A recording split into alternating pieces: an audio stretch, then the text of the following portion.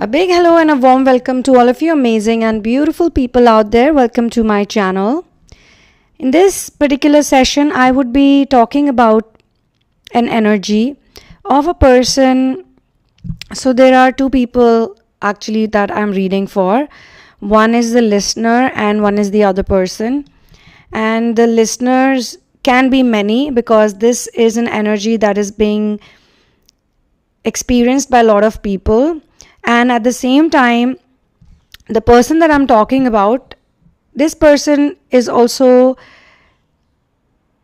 resonating, or there are so many other people like him or her who are having this experience. So what I'm being shown is there is someone who is extremely appreciative of who you are. And this person feels that you are the reason that actually has led them to work on themselves. And specifically, I'm being shown addictions. They had really bad addiction problems. It could be even sex addiction. It could be food addiction. It could be codependencies. It could be chemical addiction. It could be not taking care of their health and doing, all the things that don't match up with the health on purpose. And they could also be doing some other activities like losing their money on certain things, getting some tickets, coupons, buying lottery, drinking alcohol. So there could be so many addictions that, this person can have. Either they have many addictions which are connected to one another, or they have just one very strong addiction that they cannot get rid of. They could not get rid of unless you showed up in their life and you became that torch, that ray of light that is showing them the path to get out of their misery and suffering. They honestly feel that you are the reason why they have wanted to do spiritual work and inner work. They might not even know this term, inner work, spiritual ascension, but they just know that it's because of you that they want to become a better person in order to, at least, for now, they could be at different stages and different levels. I'm just telepathically picking on this energy. And a couple of hours have gone by that I've been thinking about this type of message, where one person is genuinely feeling very blessed, very happy that you showed up in their life. But at the same time, it has not been easy for them to actually go through this whole transition process. But had it not been because of a person who they loved purely, had it not been because of a person who they saw transform and transition, who was already kick-ass. I'm just saying that when they met you, probably at that time they could not recognize you in your full potential. Maybe for them at that point in time, it was like you were not the person they were seeing, okay, this is my potential life partner, or this is the person who's my soulmate, or this is the person who's the most important connection in my life, or this is the person who will eventually lead to my growth, my ultimate growth, and my understanding of what life actually is all about. So at that point in time, they could be wounded, or they could be going through some other issues, or that point in time they were not looking at it. They were probably so angry and upset. They were not seeing things in the right way. So I do sense, not so much, but I do sense a little bit of regret, because that phase of regret has actually passed for this person. For all these people, there was a time when they have gone through a lot of regret, shame, guilt. They felt very bad of what they did, how they could not recognize you, why they could not understand you, why they were so angry with you, why they were punishing you for no reason. And while they were trying to punish you, they ended up getting punished. It's like they were trying to punish you. They wanted you to go through sadness or misery or pain and this and that. They were saying, oh, this person, hurt me, and this person is horrible, or this person is pathetic. They should also go through this and that. And they really feel bad about it, because they're like, this person was not that bad. They were actually the nicest to me. They were really nice to me. They really loved me, truly loved me. This person truly loved me. And still, it was me. I could not recognize this person, him or her, whosoever it is in your case, gender-wise. Now that the phase of regret, guilt and shame has gone by, now is the time when they're getting out of the dark night. Some of them have already stepped out of the dark night. Some of them are getting out of it. They are like in the final stage of it. And they are very focused on themselves. They are doing all the things that maybe you wanted them to do at that point in time. But because they were not that mature spiritually, they did not do those things. On the contrary, they thought you are their worst enemy, or you are the problematic person, or you are the bad person. Now, on the other side, when they've stepped on the other side, when they realize things better, they are like, oh my God, I want to become better and better and better, so that I can reach up to this person, so that I can reach out to this person in future. I can talk to them, or I can tell them that, look, I have also transformed. Like, they want something tangible to show it to you, basically. And some of them are actually very happy also, because they are like, wow, like when you solve the puzzle, when someone solves, like, fits the last piece of the puzzle, or they've reached the point where they just have to put in that last 2-3 pieces of puzzle, and they already know what it means, what it's going to turn up into. They already know the full picture.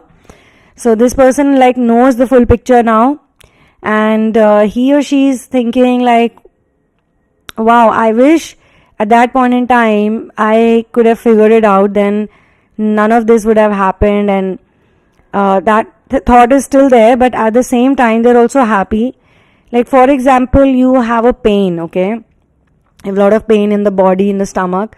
You've taken medicines, or you've tried a lot of external things to fix that pain, but it doesn't get fixed, okay? Eventually you find a permanent, like an eternal permanent way of fixing it, eternal permanent way of understanding where that pain is seeping up from, where that pain is coming from, what is the actual reason behind this pain.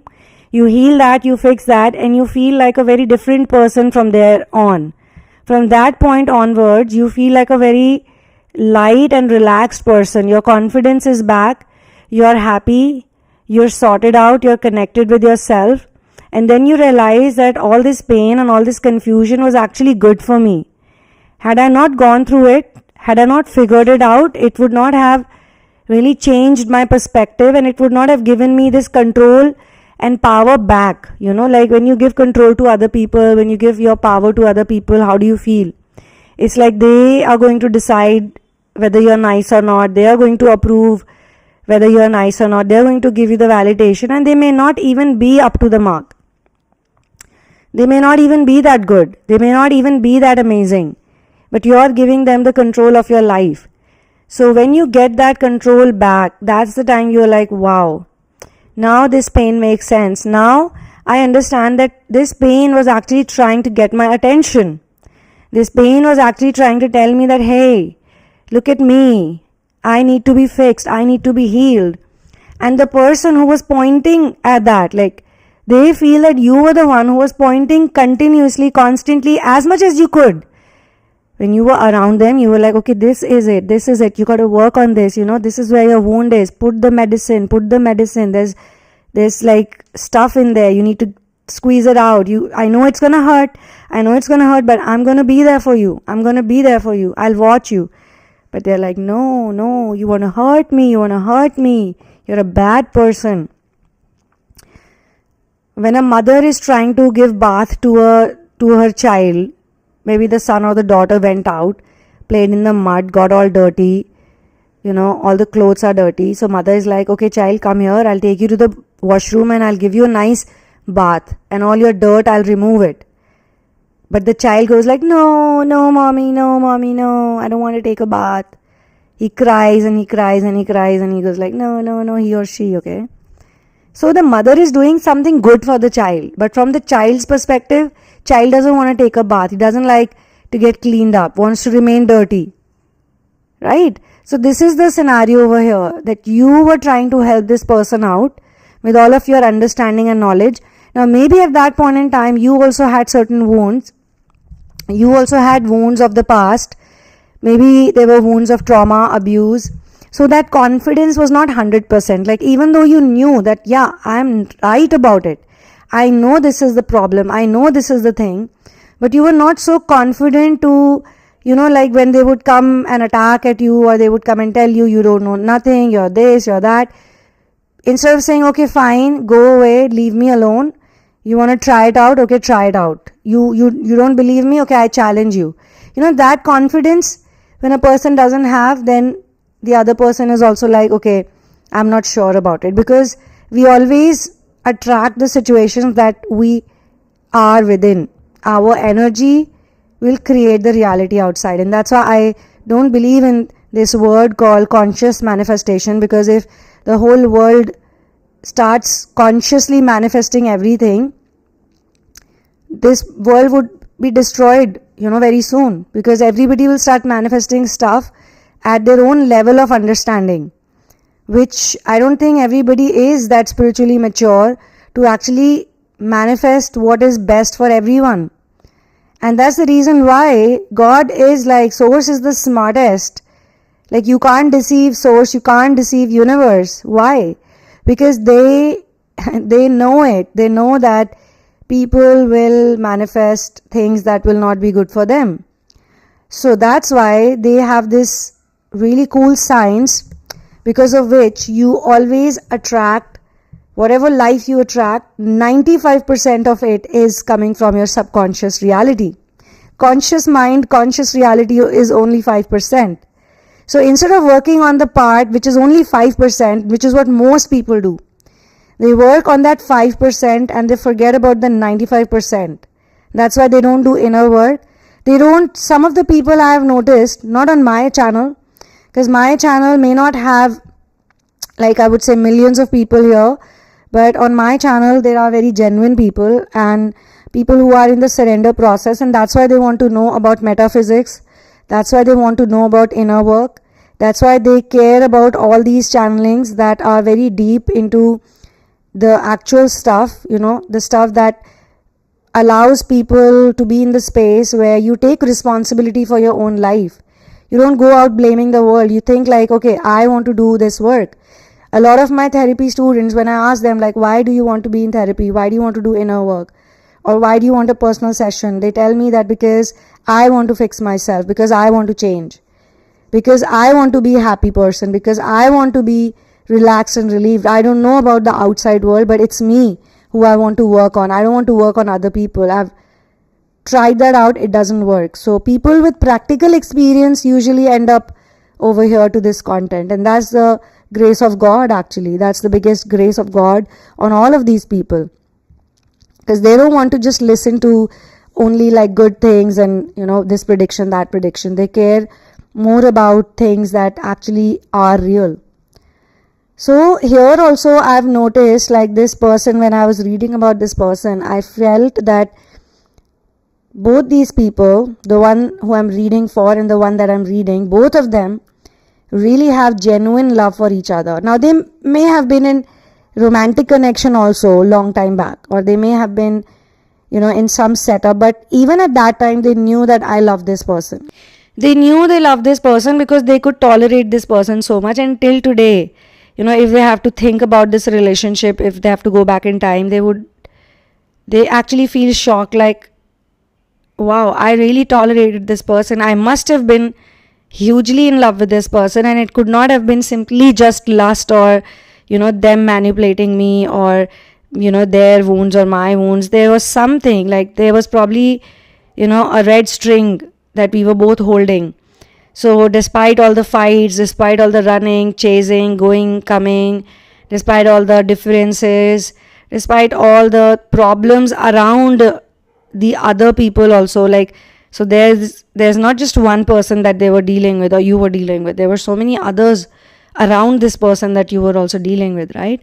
So all of these things, showing so much patience, understanding, crying so much, feeling bad, feeling helpless, all of this was happening because there was some genuine love also. Without genuine love, no one can do it for so long. Now that you've become a person who is like sorted out, very clear, lust is no more there, lust is very much clarified, you understand what it stands for, what it can do, what it's all about, the real meaning of love, you've grown a lot, you've grown exponentially, you have transitioned, you have gone through a metamorphosis, and you want to go through more and more. You are not saying like, okay, fine, I'm not going to work from this point onwards. So you have managed a lot of things, your root chakra, your sacral chakra, or you could be, according to me, either you have already done it or you're really like strongly doing it. The urge in you to become your higher self, a better version of yourself, is very strong. And this person is mirroring that back.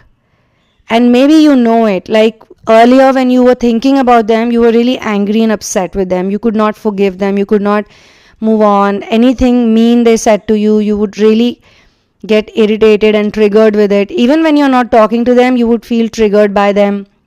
You would think how mean they were, what a bad person, like how could they do this to me. Now, because of all the inner work, because of clearing your wounds, you understand, okay, this person was not acting this way purposely, I was also attracting it. So now you have sort of forgiven them, you understand, okay, they were not so bad, in fact they were really caring. So if you are resonating with this channeling, I don't need to tell you who this person is, you would know it very well. So now you are not thinking about them in a way that, okay, they were supposed to be with me, we were this and we were that. Now you're more like, okay, I love this person still and I want them to be happy. Yeah, they made a lot of mistakes, they said a lot of bad things, a lot of nasty things to me, and so did I.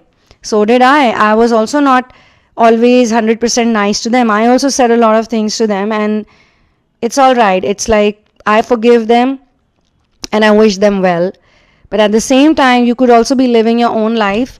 It could be very much possible that some of you have already attracted a beautiful lover, a soulmate, and you're very happy with that person and you don't want to swap that with anyone. Even with this person, you don't want to, because you know what your role was. Maybe they were a catalyst in your life and you're a catalyst in their life. So it's all fine now because you found what you really had to find.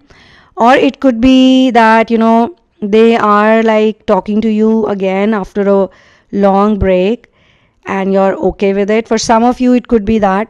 For some of you, it could be that this person only wants you and they are working towards it. They are really like transforming themselves into somebody who can match up to your level.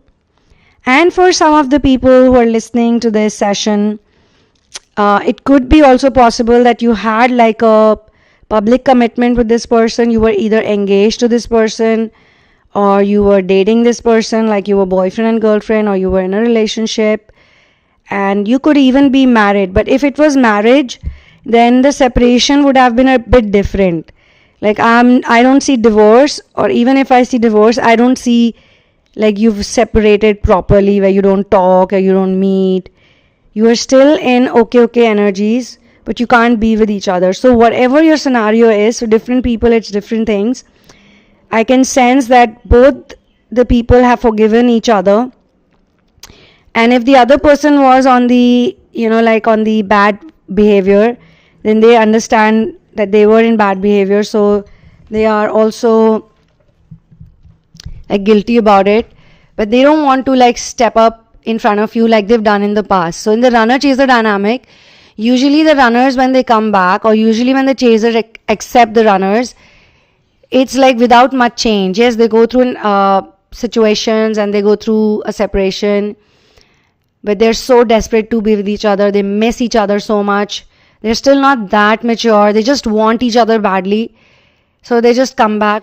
without thinking that we could be wounded, without thinking that this would all happen again, without thinking that, okay, first we need to fix ourselves, first we need to solve the problem. Because, even runner chaser dynamic is predestined for a lot of people. So they come back after stages, they come back after understanding stuff like, okay, I want this and I want that, but I want only to be with my love, this person, However, in the long run, it doesn't work out. There's a long separation, or there's a big misunderstanding, and things change. Now, after changing, no matter what happens, see, the love always remains as love, but the love also becomes more purified.